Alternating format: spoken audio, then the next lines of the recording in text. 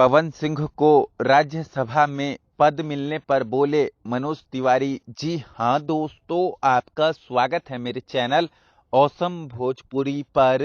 Video को पूरा देखिएगा। वीडियो पसंद आए तो वीडियो को लाइक और चैनल को सब्सक्राइब कीजिएगा।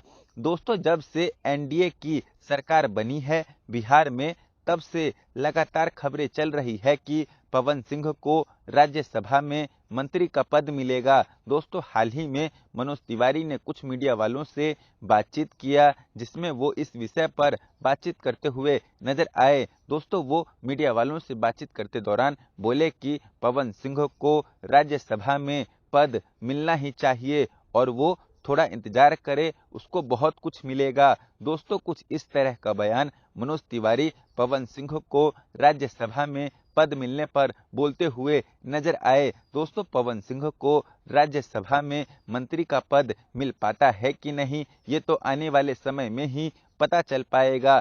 वैसे आपको क्या लगता है कि पवन सिंह को बिहार में राज्यसभा में मंत्री का पद मिलेगा कि नहीं, या फिर से बीजेपी उनको धोखा दे देगी? इस पर आप क्या सोचते हैं? कमेंट करके जरूर बताइएगा। धन्यवाद।